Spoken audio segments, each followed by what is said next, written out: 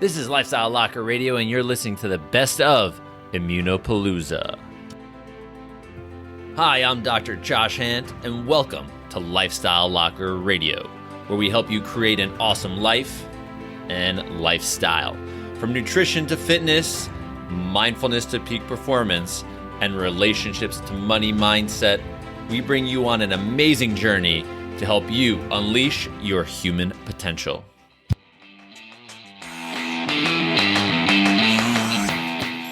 Hey, we just want to let you know that all of the recordings of IMMUNOPALOOZA were actually done on Facebook Live. So what we're doing is compiling all of them into one place where you can actually listen to all of them. We've put together our favorite ones, which were voted on by our guests and all the comments that came in. So I hope you enjoy these, and definitely check the show notes because there will eventually be a link for you to actually get all of the videos and have access to them. All right, y'all, enjoy the show.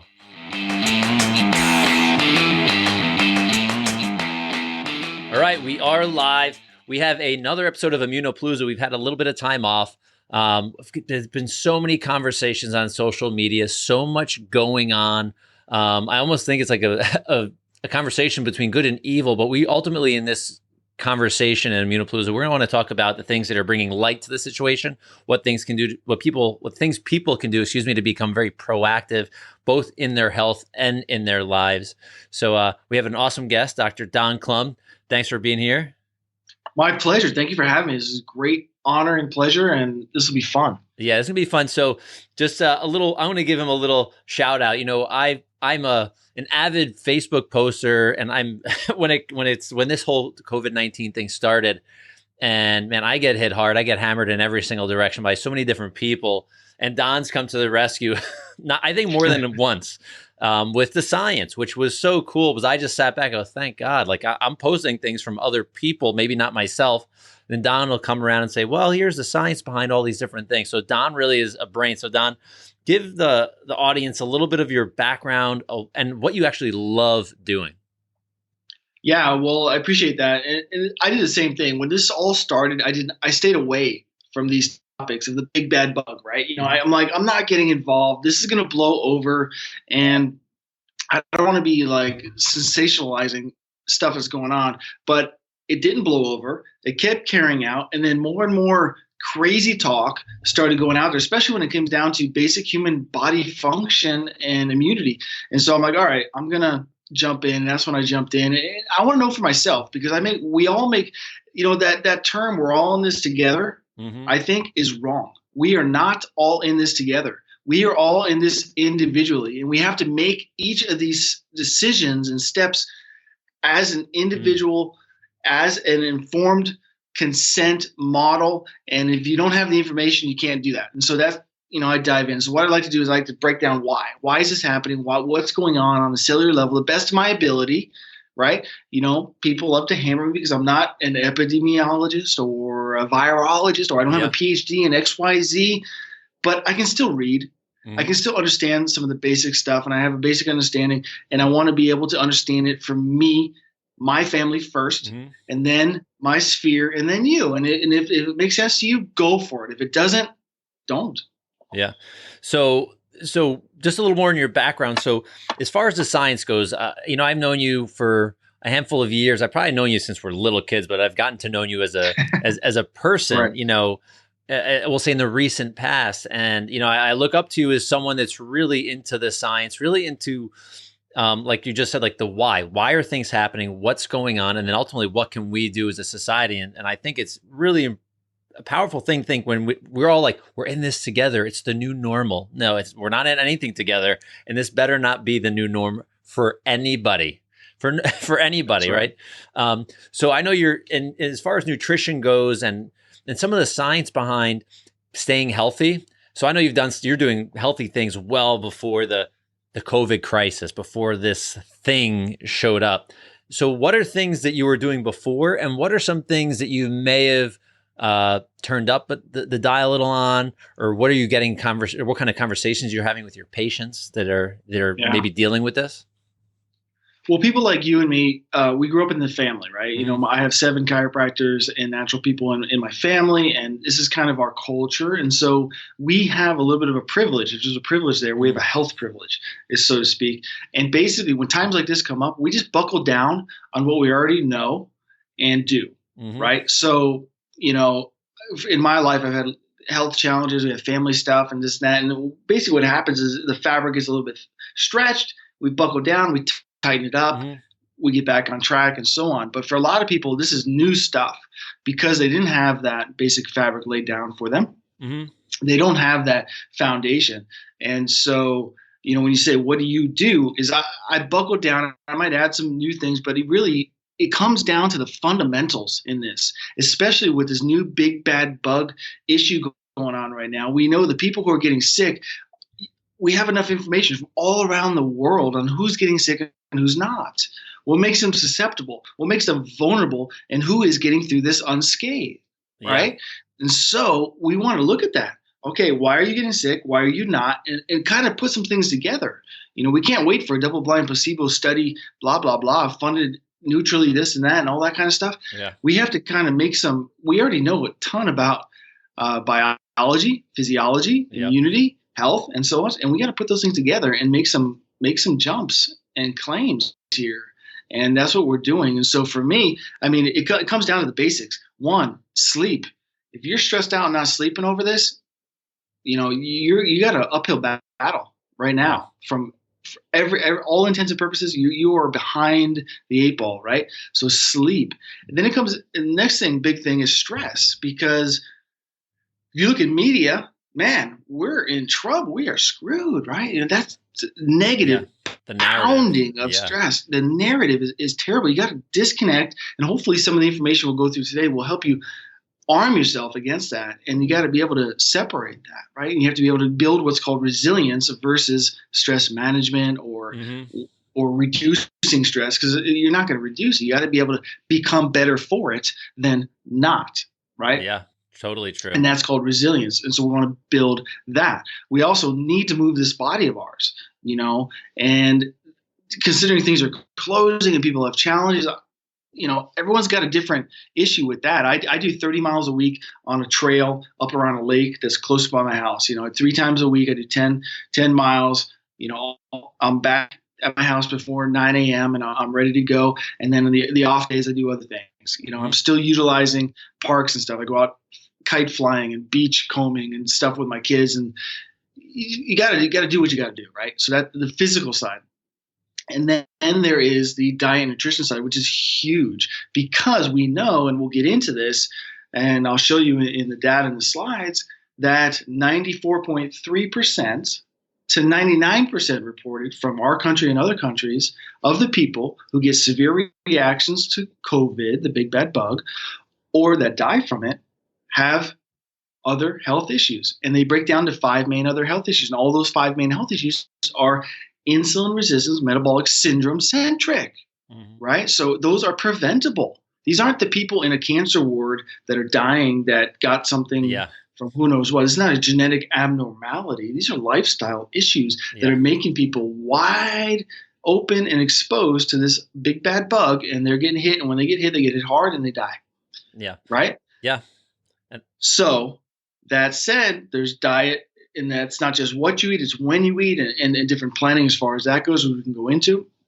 But there's a lot of it. You just got to just buckle down and become aware and be proactive. And I think you said like the key, you know, and we'll get into like the metabolic syndrome and all of those insulin resistant. I think we should get into that. But what people just say, this big picture, the leading cause of health in general is a good lifestyle. The leading cause of sickness and disease is lifestyle, right? Like that's really what it comes down to. And I think it didn't change because this big bad bug showed up, like you said. People that are dying because their lifestyle has been bad for a very long time, or they're elderly with it, had a poor lifestyle, or they had some pre-existing condition of some sort. Right. Right. So it's not even a big bad bug. No, it is a bug that's been around for a long time and different versions of it. And that comes around like the flu and other things. It's not that big bad.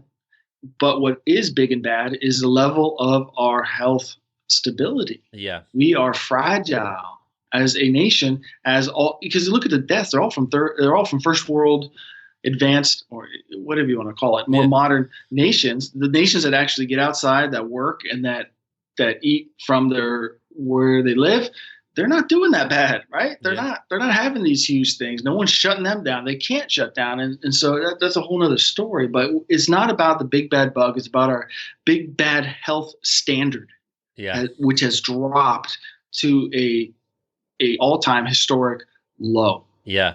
I mean, what were like the leading causes of death are all lifestyle based, aren't they? Like heart disease and cancer and, what else? Diabetes, like all of these things are just have been on the rise for so long. And it's kind of interesting that it's like you could throw something into play like the flu, last year, the year before, and we'll have 50, 60,000 people die from the flu. But it's unheard, like it's not heard, like nobody hears about it. But those same people that are dying from the flu a year ago would be the same people dying from this thing today because of those things, right? Correct. Well, there are definitely some distinctions. Yeah. Okay. There are definitely some distinctions. So, the flu, what we're going to learn about the flu is that the flu has never been a big killer.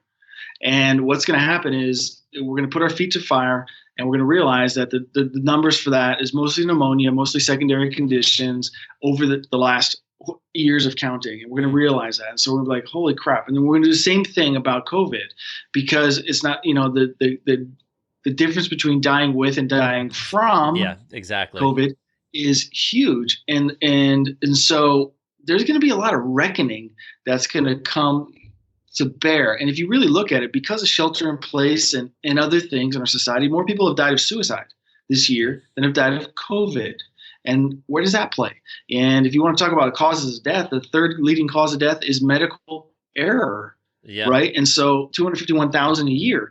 Yet we're not boycotting hospitals and doing all this kind of stuff. Why? Because it's not as dramatic. It's not as sensationalized. And it's not contagious. What I find in all my discussions online is people say, well, blah, blah, blah isn't contagious. It's not contagious. I'm like, well, okay. But if you look at the virome, which is like the biome, which is like our life, right? The virome is the amount of viruses, the viri, I don't even know what the appropriate term is for that exist in us and on us, is 1,000 to 1 to human cells. We have 70 to 90 trillion cells in a human body. 70 to 90 trillion. That's a lot of zeros, right? Yeah, that's a lot of zeros. Times that by 1,000. I don't even know what number that is, right? It's a big number.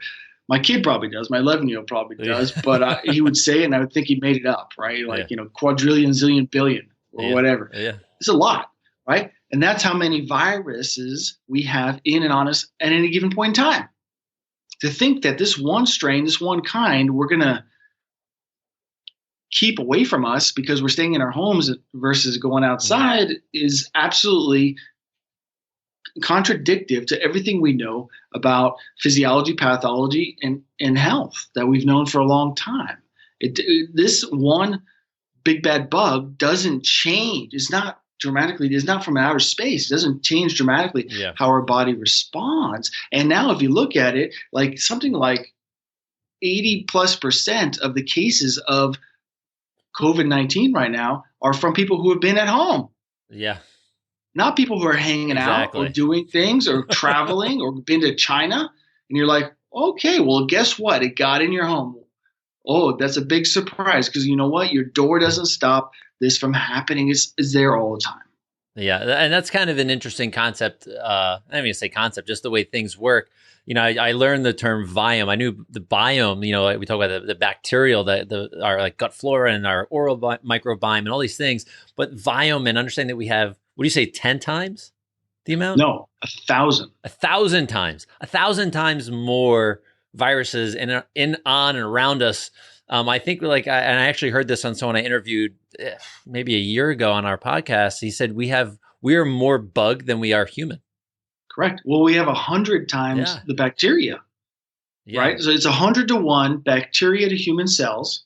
It's 1,000 to 1 viruses to human cells. So if I know a virus isn't technically alive, but if you combine those two, you're absolutely right. Cell for cell, thing for thing, we are more bug than we are human. That's crazy. So you just said something, and I think is going to ring with some people. They're maybe said, "Wait, did he just say a virus is not alive?" Yeah, So that's explain that, because that's something that people are not going to know. Well, they talk about killing the virus. They talk about how long does it live. They talk about this kind of stuff. When they talk about getting rid of a virus because it's died out, it's not alive. It doesn't have all the factors that are needed to be alive. It can't self-replicate. Yeah. Period. That way, it can live forever. The viruses from day one on this planet are still here, and any new version thereof will be here till the end of time, right? Because they are a piece of RNA or DNA, depending on the type of virus. They're just a piece. And what they need to do, they need to connect to a whole. And the whole is a cell, which could be an animal, could be a person, there's viruses for plants and so on, right? And so it connects to the cell. It has to then be able to infect and proliferate. And that's how it spreads. And when we get into it, we'll talk about in humans, in the lung cell and the kidney cell, how that happens. This virus connects particularly to our cells in our respiratory tract. That's why it's a respiratory illness like the flu, right? Where does it connect? It connects, your cell is like this big ball, and it's got all these receptors, like one of those hairy balls you can buy for your kids and play with. It's got all these different things. Yeah. One of those receptors, not all of them, makes that cell susceptible to a virus or a bacteria, depending on what we're talking about. In this case, there's one in particular. There's a potential door on the cell to let that big bad bug in. Okay, that door is called an angiotensin conversion enzyme. Okay, ACE, right? ACE2 to be specific. It doesn't really matter, but there's this one enzymatic door, right, that lets COVID-19 in. If that door is slammed shut, locked, and has a bouncer in front of it, guess what? It doesn't matter how much COVID-19 you come in contact with, it's not getting in, you're not getting infected, you're not going to have symptoms, you're not going to be sick, you're not going to die, right? But if there's no bouncer in front of that door, nothing protecting it, and that door is a revolving door, there's no lock on it, it's just kind of loosey-goosey, then that COVID-19 can get right in, that piece, bind with your DNA inside the cell, infect it, start to proliferate, and that's how you get infected, and that's how you get sick, and eventually that's how people die. Okay? And so that's the key. What is the gatekeeper? And why is it letting things in? And what can we do about it?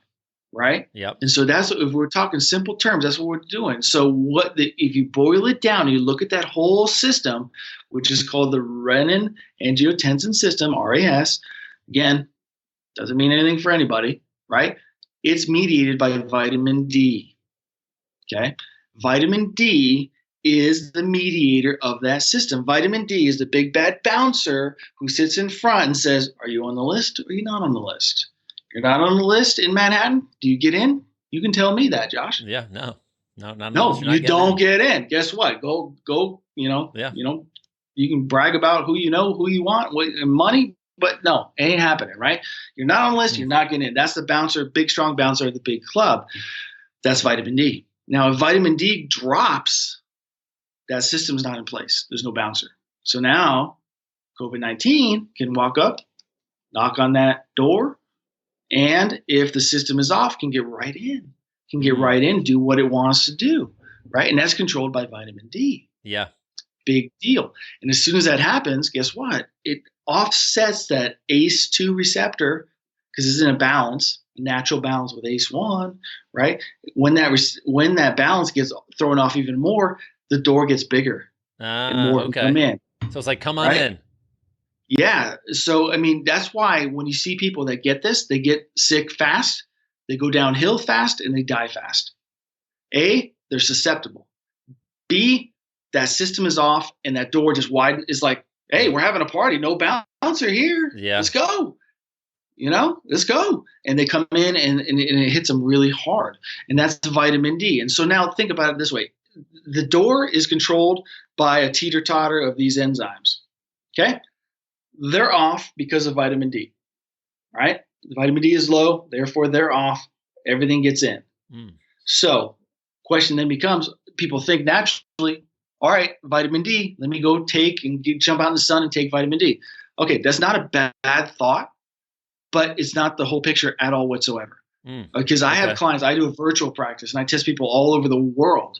And I got people on the beaches in Sydney or Florida in this country, in Florida, who have beautiful tans and they're in the sun. Their vitamin D is low. Oh, really? Interesting. That doesn't compute. I got people in Washington State who are, for better terms, health nuts, right? Who take tons of vitamin D because they know they're not getting it because it's a very gloomy type of place and their vitamin D levels are low. And you think, why? Why is this happening? And because vitamin D sits on a teeter-totter, right? Yeah. It's on a teeter-totter. Vitamin D low. The other end of that teeter-totter is insulin resistance. So up here, if you have insulin resistance, it doesn't matter how much sun you get or how much vitamin D you take, that's going to be low. And you can't artificially pump it up. And so that's low. That's opening the door. The bouncer's not there. It's opening the door to the cell of the lungs and the kidneys, and this virus is getting in. So people can take vitamin D. Yeah, will that help in the short term? Yeah. Does it help from recovery? Yeah, it does some stuff. But until you drop that insulin resistance and naturally get that mechanism and utility of vitamin D up, you don't change the susceptibility. Okay, so let's pause for 1 second. So let's say hypothetically we have someone that's not insulin resistant at the moment. Let's say they're not insulin resistant, and we're now in this shelter in place or house arrest or whatever you want to call it. We're in artificial light all day. We're afraid to go outside, want to be exposed to life, period. But then we're not getting sun. We're not getting anything. And if you're not taking vitamin D, you got to be tanking that whole system even worse, right? Yes. Yeah, I mean, and then we add these people that are insulin resistant or type 2 diabetic or all of these different things, and it's like it's adding fuel to the fire of bad. Well, when you take a step back, right, you realize, from my point of view, my lens, the number one health problem in the world is insulin resistance or insulin related problems. That's the smoldering foundation, because then you got diabetes, you got weight gain, you got obesity, you got heart disease, you got dementia, Alzheimer's, which is called type 3 diabetes, metabolic syndrome, every chronic disease brews from that, if not nearly all, if not all, right? And so that's the fundamental basic. And that's what's because people will say to me all the time, well, there are young people in New York who are getting this disease and dying. I'm like, no, there's not. There might be young people, but they're not healthy. What they say is the young people who are perfectly healthy who are getting this and dying, right? That's the argument. They might be young. They're not healthy. A healthy person cannot get this and develop a severe reaction and die. It cannot happen. You have to have that gateway. You have to have that unhealthy vector to allow this to take hold. If you don't have that, otherwise everyone would die. All the doctors would die. You know, if it was just like, it's not luck. There's a reason why some do and some don't. And there's a reason why some apparently healthy young people die and some don't. There's something going on there, whether it's a health condition that we don't know or they didn't know about, because 90% of people with prediabetes, which is a metabolic syndrome issue, don't know they have it because doctors will not recognize it. They're not in that world, right? They don't know. 90%, that's something like 90 million people. Right? 90 million adults, forget the kids, adults out there have this issue and don't know it and won't know it for years if they do the traditional medical route, right? That makes them susceptible. Maybe that was one of them. Maybe they were on a medication that, the top medications that are making people susceptible are cholesterol lowering medications, which ironically will raise your vitamin D in your blood, but not in your utility because you're not utilizing it, backs up. Right? That's a whole other show we can talk about. But cholesterol lowering medications and the ACE inhibitors, blood pressure meds. Blood pressure meds will make you more susceptible to this virus because of the same interrelation with the mechanism I'm talking about, the cellular level, that ACE2 and the ACE1 receptor, because it's a ACE inhibitor, right? So that's Okay. blood pressure, right? That's a blood pressure medication. The other one is any kind of corticosteroid. So anyone who's on a arthritis or chronic pain type of regimen that uses any kind of corticosteroids like prednisone, right? That's a synthetic cortisol. That's an anti-inflammatory. That's an immunosuppressive drug, big time. Anyone who's on acetaminophen, any kind of Tylenol product, from kids to adults, from sleep to pain, that will interrupt this process because what it does in the liver and the way it affects detoxification. Those four things are the biggest medication-based issues that make you more susceptible. So we're talking cholesterol-lowering medications, blood pressure-lowering medications, probably the two biggest, inflammation. right? The two biggest used drugs in the country. Oh yeah, by far. Yeah. Inflammation-lowering, like corticosteroid medications, and then pain medications. And there's also issues with ibuprofen, which is an aspirin-based medication, but that's all of them. Medications are immunosuppressive. They have to be, because pain and what they're fighting is usually an immune response, right? So to be effective on that level, they're suppressing your immune system, right? And so now who's susceptible? So this 28-year-old perfectly not overweight guy got sick and died. Therefore, it affects young people, healthy people. No, he could be on a corticosteroid. You don't know. You just don't know. He could have been on a combination of these medications. Yeah. You don't know. Even though he wasn't diagnosed or wasn't fully out with these things, he could have been a smoker. You don't know. Right? It's tough. It's tough. But the bottom line is, if you are doing what you need to do and you maintain a healthy, strong system, you will not get taken down by this. It cannot happen. Yeah. So I want to just make it, because that's something that people have said, oh my God, young people are dying. I'm like, they may be dying, but I think they're definitely not healthy. And I think just from like an outsider's view, when we look at someone, if they're fit looking or they're skinny, people assume healthy. Like that's their assumption. But being fit or skinny doesn't mean you're healthy, period. I mean, I see athletes in gyms that are eating Pop-Tarts and they're like muscle bound, I'm like, but they're eating garbage. They're just fueling their body into a problem down the road, if not right away, right? It's quite scary, just our perception or our understanding of what health really is. It's an inside out thing. It's not, an outside in thing, right? Dealing with American adults, there are more people at a normal to the overweight level who have metabolic syndrome than there are morbidly obese. So we think of metabolic syndrome, prediabetes, all these issues, and we think, okay, the big fat guy or whatever, right? We have these images in our head. It's not true. When I was on Long Island and I had an office there, we had a wellness practice, you'd get we would call the yoga moms come in, right? They do yoga. They're like, they have the time and money to pay attention, and they're fit and they're thin, but you do an analysis and they have metabolic syndrome just as much as someone who comes in who's never worked out regularly in their life. And when you look at the big studies, they show more people with normal to just overweight have metabolic syndrome. They are susceptible to this. They are on that road than there are morbidly obese. You could be morbidly obese and have a clean metabolic profile. It's hard. I'm not going to say they go hand in hand. Yeah. It's not common, but it can happen because the fat that we see that we don't like, I look in the mirror too and I go, I don't like this. I don't like that, right? That's cosmetic. It's not dangerous. I mean, at some point it might add mechanical value to your joints and things like that, but in general, it's not dangerous. But all it takes is 1 gram, which is what, 1 gram, yeah. Right? Not even an ounce, 1 gram of fat in your pancreas, and you're diabetic. Really? A few grams of fat in your liver, and you're diabetic and you have metabolic syndrome. 1 gram of sugar, 1 gram. That's not even a packet. That's like 1/7 of a packet that you get at the store of sugar in your bloodstream, and you're diabetic. We're not talking about huge numbers here. Wow. Extra gram of sugar in your blood, you're diabetic. 1 gram, because only 5 is supposed to be in your blood at max.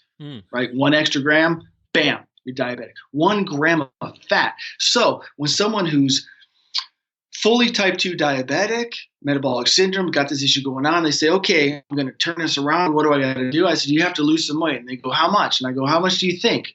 And I'll go in front of doctors. I teach at medical continuing education seminars, chiropractic, nursing, and nutrition, you name it. And I'll ask the professionals, how much weight does someone have to lose to go from metabolic syndrome, prediabetes, type 2 diabetes, doesn't matter, to normal? And they'll say 5% body weight. Some will say 20 pounds minimum. They'll have these definitive numbers. I'm like, it is a definitive number, but it's not what you think. It's only 1 gram. But that gram has to come out of their pancreas. You do that, and they're no longer diabetic, regardless of the number on the scale. It's independent of body fat loss, because we're talking about function. The most dangerous fat in our body is in our organs. Second most dangerous is around our organs. And then the third most dangerous, which is like a huge drop in the value, is what we have on our body. So I'll tell them, you got to do that. So someone who's 300 pounds and full on type 2 diabetic metabolic syndrome, they lose that 1 gram of fat before they lose a pound of body weight. They are no longer diabetic. They're moving in the metabolic profile in the right way. Wow. Do they have to lose the rest? Yes, they have to work on that. That's not good, but they are no longer metabolic or type 2 because of 1 gram. Yeah. So with that, because we know that's a huge influence, either for good or bad, depending on what direction they're going with that 1 gram. Is it common, or is it easy for a person to go to lose a gram before they lose body fat? In my model, in our model, yes. Okay. In the traditional model, no. Because they will lose 100 pounds, and they'll have to get their skin cut off, or whatever it is. Cut off, and then they're on Oprah, right? But if that gram is still in the pancreas, they are still type 2 metabolic, or what's going on. That's the scary part. You can totally reverse your blood sugar numbers. You can go from full on type 2 diabetic blood sugar numbers, and then work your way down. So you're no longer on insulin. You're no longer on the orals like metformin and sulfonylurea and all these kind of things. And you're off all medications. Your blood sugar's in the normal range. You've lost 50, 100 pounds, and you're happy. You're feeling better. But guess what? Your system is still diabetic. You can be diabetic at normal weight and normal blood sugar at that point. But no one's going to tell you that, because all they're looking at is blood sugar. It's like an American going to England and going to cross the street and looking the wrong way. You're going to die because you look the wrong way, like we do in the States. You get hit by a bus because they drive on the other side of the road, right? Yeah. So I'm like, look at both ways. But the way I want to look first is an impending doom, right? Yeah. I want to look at that first. And that's insulin. That's not blood sugar. Blood sugar is the effect, right? Blood sugar is the effect. It can easily be changed. You can change that in a week, if you really wanted to. All the keto, the fasting, the paleo, right? I'm all for it, but come on, you got to be a part of a bigger plan. The only way to get that gram that we have seen statistically, to get that gram out of the pancreas, out of the liver, is through a concerted, programmed effort, mainly having to do with different kinds of fasting, right? And it depends on where the person's at when they enter that process. There's no one size fits all. I'd love to give you a book. All right, take this book and you're good. But it doesn't work that way. Yeah. Right? Because everyone's got other issues. If they had an insulin issue, you know they got a cortisol stress issue. If they got an insulin issue, you know they got a thyroid issue. If they're a man, it's different. It shows up different than a woman, right? If it's a man, you know there's going to be a low T issue, right? Guaranteed. Woman, same thing. You're going to see an estrogen-based imbalance. You're going to see high lead. in their heavy metals. I mean, you start to put these, after thousands of people, you start to put these things together. Yeah. And you can't take the mechanical medical approach of this is high, make it low. This is low, make it high. We're not a pool in your backyard where you balance the right chemicals and it's clear. Yeah. It just doesn't happen that way. Yeah. That's so true. And that's I think that's the way we're taught, right? As a society, it's like we're this chemistry set that can be tinkered. And when the things can't tinker anymore, we can cut something out if we don't need it, type of thing. Well, we oversimplify for the excuse of explanation, right? We want to understand. And I fall victim of that too. Everybody does. And that's what I do with my education process. I really try to break it down to things that make sense and that are as factual as possible. And so when people ask sweeping questions, I don't answer them. I say, I don't know. I say, I can't answer that because there's a risk in that. There's a risk. And so it's not a discredit. It's not like this medical model is trying to throw the wool over our eyes and manipulate us and trick us. No, what happens is we get locked into a narrative that makes sense, and although it might not be accurate for function. And it's not accurate for everybody, and when we take numbers from a study that, like cholesterol, cholesterol medications save lives, but who does it save? 1 in 500 who take the medication.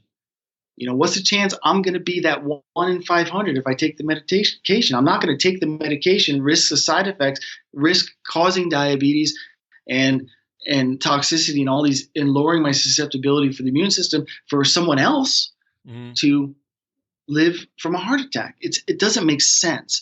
But you try to talk about that with the general public, they don't know because every doctor's standard of care is push these medications. So, I mean, we have to, that's called the number needed to treat, NNT, right? Number needed to treat, if you want to look into that. Someone out there is like, oh, he's crazy. Go ahead, look it up. Yeah. And that's 500 to 1 in cholesterol meds. Absolutely not the dice I want to throw on the board for me or my family or anyone I work with. So if someone was going to take today, like, all right, I got to take some simple action steps. I've been in lockdown. I'm afraid to get fresh air and sunlight and move my body. And I've been living on Doritos and, Eggo waffles for the past 8 weeks, gained 20 pounds. If someone's going to say, I'm putting the hammer down today, what are 4 or 5 simple things they can do right now? Awesome. We can totally get into that because the best thing about this is you can make a change, like you said, right now. You can make the change. Okay. First thing, from the outside in, you can order some high quality vitamin D, K combo supplements. I put some on my board. You probably have some you recommend. I don't care if they get it off Amazon right now. It's not going to be the best, but it's going to be something, right? It's, and start getting 20, 30,000 IUs of vitamin D with K in your system. You can always look into better quality as you go. Fine. All right. I'm not going to tell you the one I use is the only one. That's one thing, but that's a small thing, right? So that's something you can start doing. The second thing is start to live as if you have these issues. Start to live an insulin-friendly lifestyle, which is diet and lifestyle, right? Good. And so what can you do?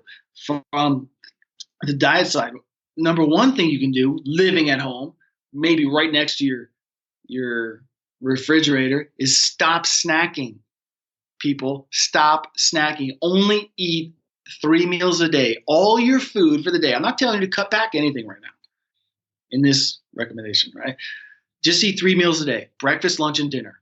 If you can do it within an 8-hour time, all the better. But if you can't, I don't care. Just don't snack, right? Don't eat. The average American, when tested 13 years ago in a study, showed that we eat up to 23 times a day.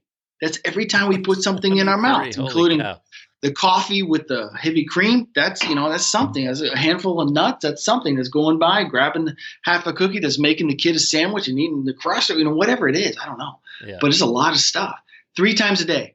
So you have gaps in between eating, right? That's a big step in the right direction. Okay, do that. And then once you're comfortable with that, every other day, skip breakfast. That's it. Okay, we're not going to get into specialty foods. We can do a whole other segment on specialty foods, ratios of carbs, proteins, and fats. I don't care right now. 3 meals a day only. And every other day. Yeah.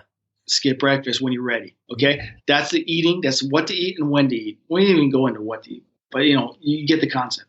And then the moving your body, get your butt moving. I'm a victim to this too. This is like this environment because I teach online. I teach at a chiropractic university. I teach. I have my virtual clients, and I do research. Right, so I justify myself to sit in front of the computer. And next thing I know, my feet are this big. Right, because I'm sitting in a chair and I'm doing this, and everything's thrown off. No, you have to set timers in your life and get up and move. Okay, that's step one. Move your body. Take a walk 5 to 8 times a day for 5 to 8 minutes each. Okay, we're not talking. You don't have to change your shoes. You don't have to. You're not going to get your pulse rate up, and you don't have to do it. It's not exercise. This is something else. We call it stress relief cardio. All right, 5 to 8 times a day. I don't care when. I don't care how. Get up and take a walk for 5 to 8 minutes. No headphones like this. No headphones. No talking on your phone. No hands in your pocket, and no sunglasses. Right? Just get up, move. I don't care if it's walk around your house. Yeah. For 5 minutes. Do that. Parasympathetic activity, cross crawl, brain workout, dropping stress, upping the parasympathetic. Good stuff right there. And if that's all you can do, thumbs up. Then you eventually move into training. Like I know you're a big athlete, and I train a lot too, socially or whatever you want to call it. Yeah. But then you're looking at intensity training, weights or hard work, short time. You can look in the interval. You can look to Dr. Josh. He's got tons of that kind of information now. You want to work that in little by little. All it takes is like 8 to 12 minutes in the beginning to get going, and then build from there. But if you're doing nothing, get those walks in, so on and so forth. The other thing you can do is paced breathing. Paced breathing, okay? 5 seconds in, like this. Ready? Let's take a breath in.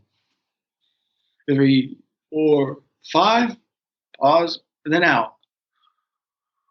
3, 4, 5. Out. That's paced in. 5 seconds in, 5 seconds out. Do that for 3 minutes, twice a day.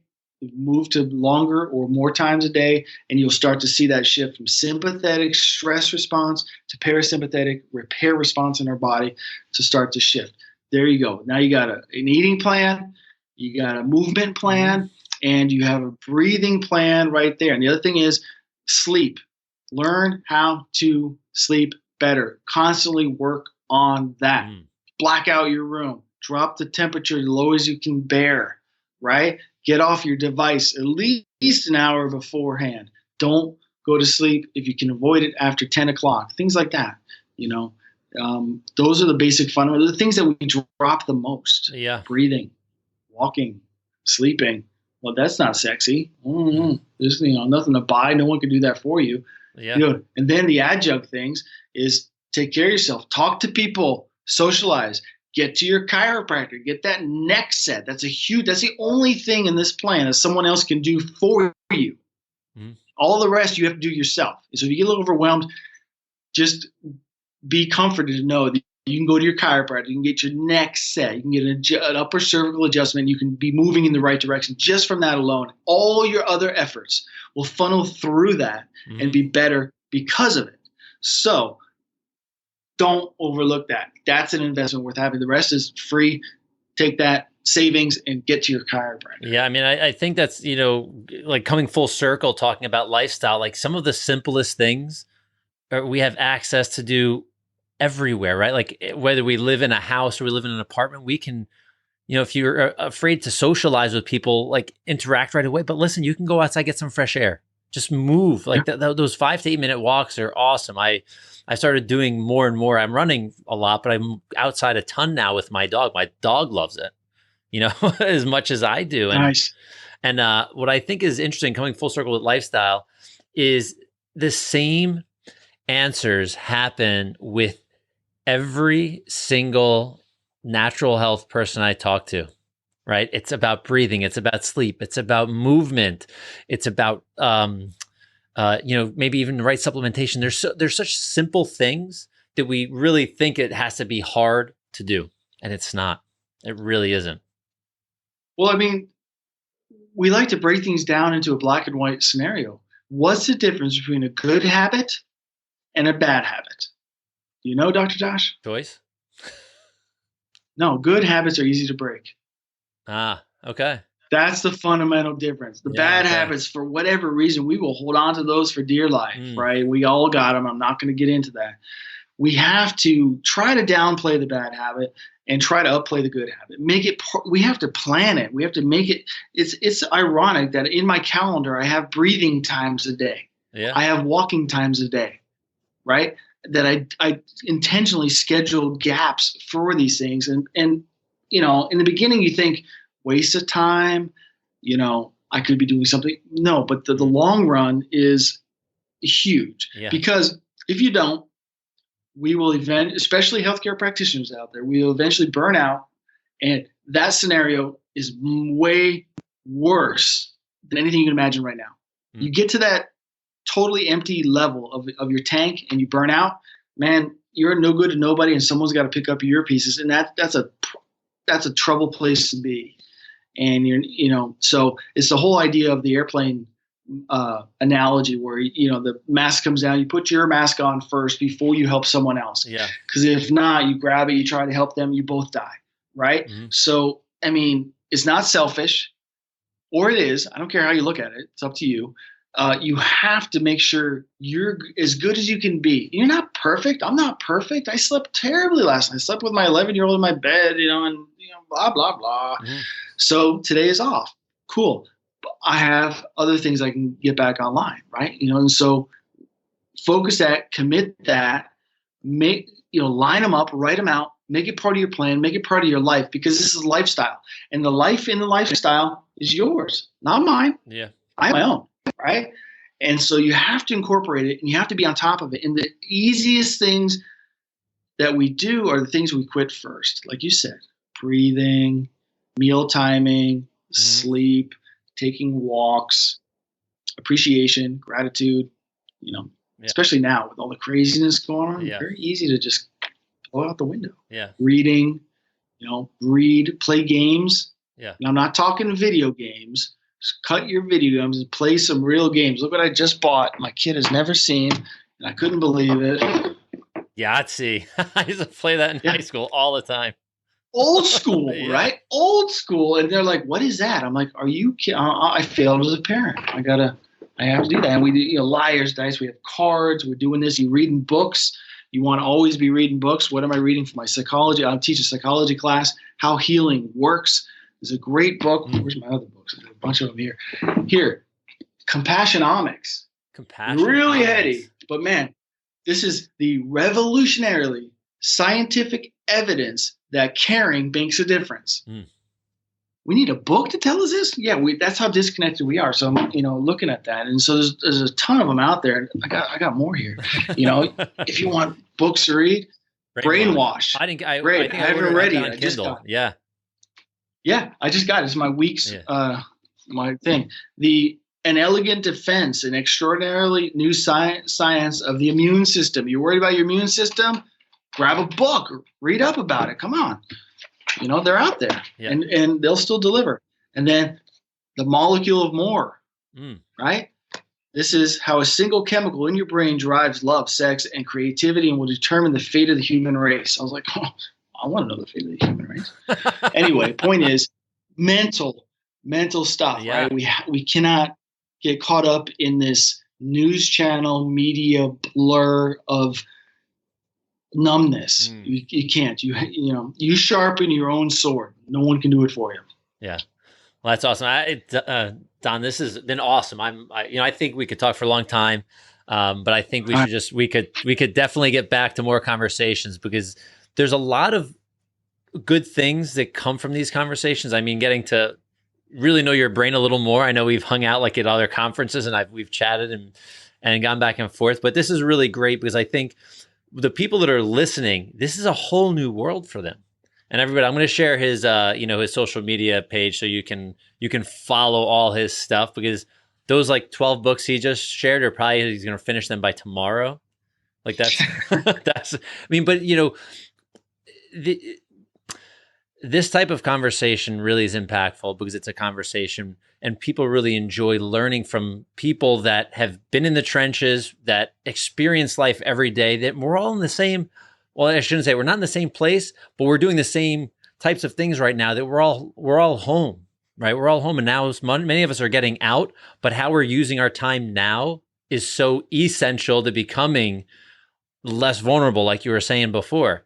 It's so powerful. We have the time, we have the chances. Do those five, what did we say? 4 things, 5 things, whatever it was. Those action steps: breathe, move, eat better. There's 3 meals. Maybe get some supplementation.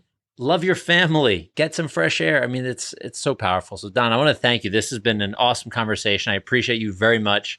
And I'm gonna give you a little applause. I'm not sure if you can hear that right now, but thank you. Dr. Josh, it's been great to have you here. You are on such a health rampage to help people. I mean, count on me. Anything you need, anytime, any way, I'm here because you love the same things that I love. Your fabric, your being exudes it, right? And so, I'm a fan. I'm on your team. Anything I can do, fantastic, and keep doing what you're doing because you're making a big impact, and I see you all over the place, and it just makes me smile. Yeah, well, we need to, right? This is the healthy revolution, if you will, that we need to start creating because the world needs our message more than ever. Hey, I hope you enjoyed that episode of IMMUNOPALOOZA today here on Lifestyle Locker Radio. Make sure you scroll down, check out our guests' information, connect with them. Also, make sure you do head over to Lifestyle Locker Radio and click the tab that says book, and you can get a free ebook called Inside the Locker. It's my gift to you. Also, if you're enjoying what you're hearing, you know what you can do. The best thing, and I'm just going to ask, is head over to iTunes and give us that great 5-star review. Only if you want to do it, of course. We would greatly appreciate it. Our guests would appreciate it because it helps us connect to more people like you. So wherever and whenever you're listening to this, have a great day, evening, or night, and we'll see you soon. Bye-bye.